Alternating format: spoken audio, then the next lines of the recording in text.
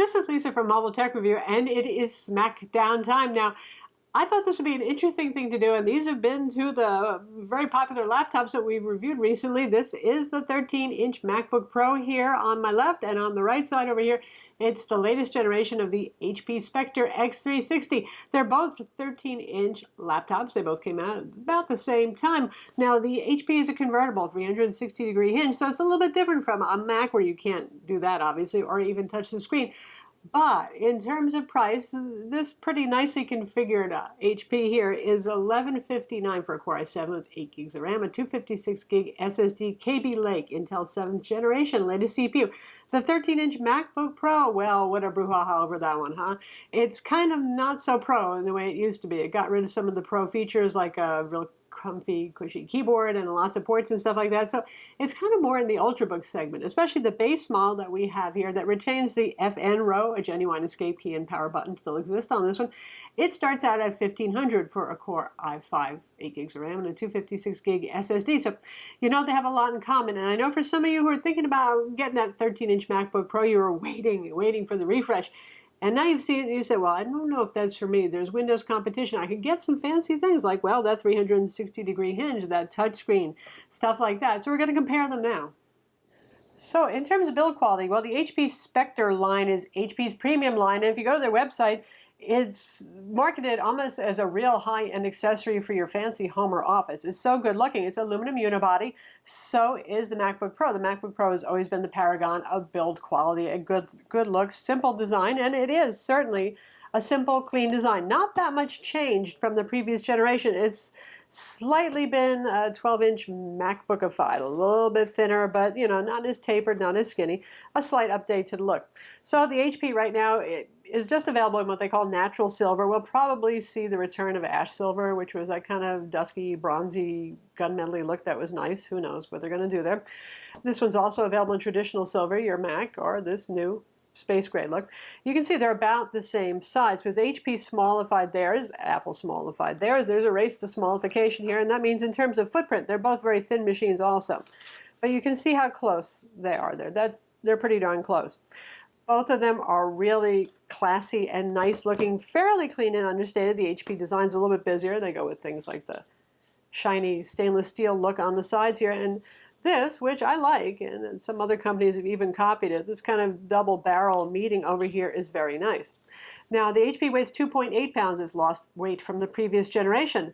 The Mac lost weight too. It weighs 3 pounds. It used to be 3.5 pounds. So 2.8 versus 3 pounds, can you feel the difference? I do notice it when I pick it up, but it's not going to really make a difference in your bag or your hand in the long run. That's pretty close.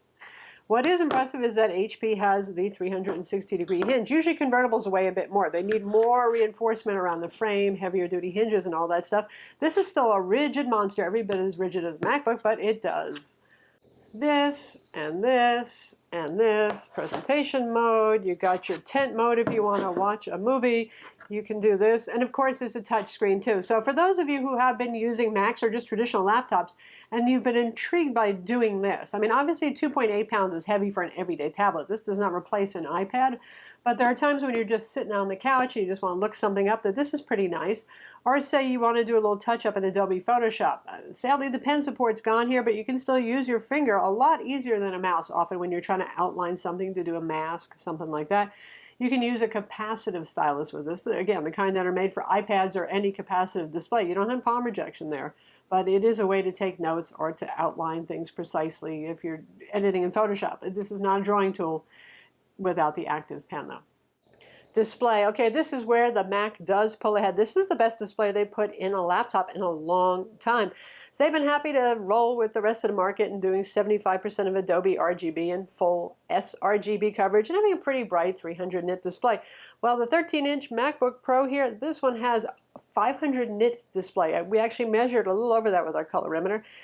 And 91% of Adobe RGB, more than full sRGB coverage. So you can see that though both of these are very pretty displays, there is more color saturation going on the Mac. I mean, it's just really nice to look at. And I personally prefer to OLED displays because those colors are natural. They're not exaggerated. If I need to do professional outputs in photography, videography, it works just fine for that. Now the HP has a 1920 by 1080 display. By the way, the Mac is 2560 by 1600, so it's higher resolution. Probably HP will offer a 2K higher resolution display option later on too. They did that with the last generation. That's a perfectly fine resolution for looking at web pages, most any work you're going to do. Things do look plenty sharp. So, I don't believe you have to have a high resolution display, but it's nice to have it. But if you're a Photoshop person or you're a video editor, you're doing it pretty seriously as a hobby or professionally, the higher resolution does come in handy. And the HP manages 330 nits of brightness, which is above average and very good, but can't beat the Macs. And that's important mostly if you're going to use them outdoors. And it does the usual full sRGB and 75% of Adobe RGB. So you have plenty of color gamut there for web work. The web works on sRGB. Both are adequate for that, but boy, the Mac does have that extra zing and the higher resolution. Both of them are glossy panels, and the HP has a bit more reflection. Apple really does a good job of controlling reflection. That's what the HP has improved. From the last generation, it's not so much a mirror anymore. Its big claim to fame when it comes to the display is it's a touchscreen. Both of these have quad stereo speakers facing up on the Mac, all of them two on each side of the keyboard. The HP has two facing up right near the top of the keyboard area over here and two facing out the bottom. So if you're using it in tablet or tent mode, you can still hear audio.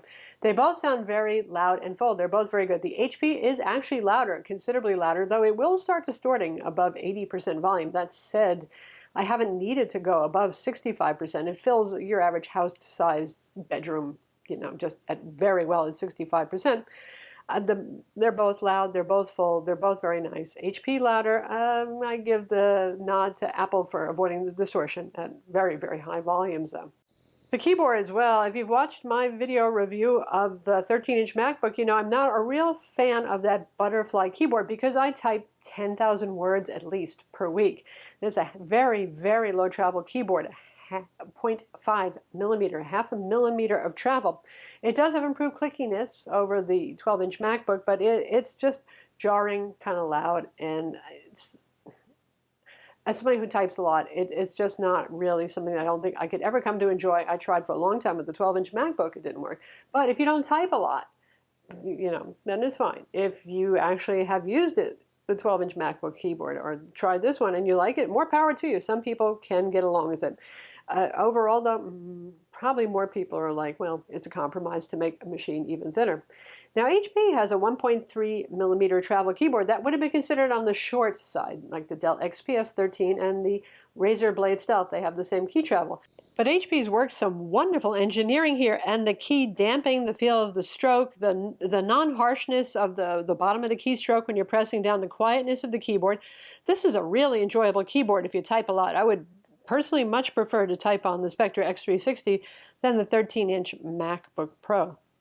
Now, this is pretty funny. HP's been using very large trackpads for a couple of years now, and their Spectre series, particularly, they're very wide, big enough you could fit a regular size iPhone 7 on top of it.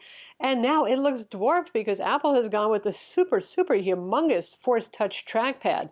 And while the HP Synaptics trackpad is very good and it is very roomy too, the Force Touch trackpad has always been one of the best in the business. It still is. I don't see a reason for it to be that big. And for those of you who wonder why a trackpad could ever be called too big, is because you feel it under your hands. It just feels a little weird, and it will move sometimes, and it will click. The palm rejection is great, but it's kind of weird feeling.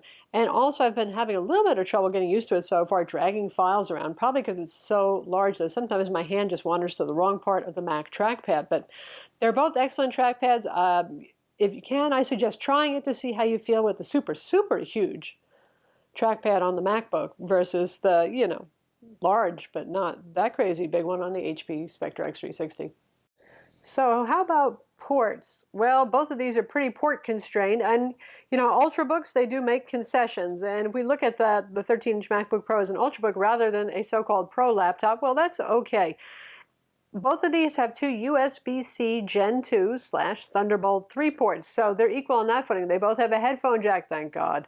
HP pulls ahead by giving you a traditional USB-A port, the kind that you've always had. So you don't have to run out and get a dongle immediately, and well, you've got 3 ports to work with instead of 2 on the Mac.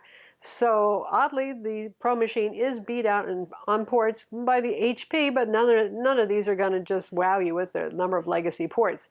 In any case, you can get dongles and hubs, and USB-C dongles and hubs are good for most of the things you're going to do to attach mini DisplayPort, HDMI, USB hard drives, all that sort of thing with either of these. You just need the right dongle. Ironically, if you want to use an iPhone 7 with these, you don't need an adapter with the HP, you do with the Mac. Now, how about horsepower and performance? Now, this gets a little complicated with the Mac, and you can watch our review of that and read our review of that to learn everything about it. But the base model that we have here with the FN row, traditional style, the $1,500 model has dual-core 15-watt CPUs rather than the 28-watt more powerful CPUs usually used in a 13-inch MacBook Pro. If you want those more powerful CPUs, you're going to have to move up to the $1,799 or higher versions of the 13-inch MacBook Pro. The HP, being an Ultrabook, has those same dual-core 15-watt CPUs, but it has a newer generation. We have 6th generation Skylake in the Mac, and we have 7th generation Kaby Lake in the HP. And the big difference there isn't so much in performance other than a boost in integrated graphics performance, but reduced power consumption and heat. That's where Intel's been putting their work lately. So the net effect is that our MacBook here with the 2 GHz Core i5 CPU and Intel Iris 540 graphics, which is the older Iris graphics, is actually a little bit slower than our Core i7 model with the i7-7500U and Intel HD 620 graphics. So for the base model MacBook Pro, you're not gaining really any speed over a dual-core Ultrabook like the HP. Now, if you do go up to the more expensive models on the Mac, you could see up to 10% improvement in performance. Not a huge jump, but a nice little push in that direction. Now, these have similar capacity batteries. The HP's is actually a little bit bigger, 58 watt hour versus 54.5 for the FN row model here, or 49.2 for the non-FN row model MacBook. But Apple always does magic with battery life, and this MacBook, they claim 10 hours, and it does do that. It does that easily. Now, doing the same tasks on both of these, productivity, streaming video, editing a few photos, that sort of thing, brightness set to 150 nits. Mac lasts about really 10 hours like Apple claims. You might even get a little bit more than that. The HP does about 8 or so, which is quite good for a Windows laptop, but again, Apple does pull ahead in that respect. Still, either one of these, you should be able to work a full day away from the outlet. And lastly, well, in the end, it depends on your OS preference. Some people have been using Mac OS for years and they just don't want to change. And, you know, you have alternatives too. If you want to stay with the Mac and you don't like the new model, you can get the last gen model, which was just fine. The 5th generation Broadwell with more ports and a normal keyboard, all that sort of thing. But if you are, how shall I put it, OS agnostic or curious about Windows, you like this convertible thing. I mean, there's a lot of cool things going on in Windows these days. Windows 10 is a perfectly fine operating system. Well, you know, this might be the time to give it a try. I like both operating systems equally well in different ways. I will say you still see more little driver glitches and things like that in Windows, though. They're kind of rare in the Mac. And then there's support. Apple has really good support. They're very friendly on the phone. They speak your native language well, whatever it may be in your particular country you're watching from. And they have a customer is right kind of attitude. With HP, just like Dell and the other companies, you know, people are not so well trained. They might have accents you find difficult to work with, and they're not usually trained to really say that you're right. They think they're right most of the time. So you got to convince them when you're having a problem. All right, so there you have it, 2 13-inch Ultrabooky sort of products, one running Mac OS X Sierra, one running Windows 10 Anniversary Edition. They have a lot in common, 13-inch, sort of the same price range. No, not really. The Mac's a lot more expensive. Let's face it. They have oversized trackpads. We used to think HP's was oversized, and then Apple showed us what a Volkswagen bus is of a trackpad. Boy, that thing is big. So you see, I mean, it's not unusual that you get more hardware bells and whistles for your money with a Windows laptop, but now you do get all that and for a lot less money. So it's worth looking at the competition if you were thinking about that 13-inch MacBook Pro and you're not so enthused anymore, or the price is just out of reach for you. I'm Lisa from Mobile Tech Review. Be sure to watch our video reviews of each of these products, read our written reviews, subscribe to our YouTube channel for more cool tech videos, and thumbs up if you liked the video.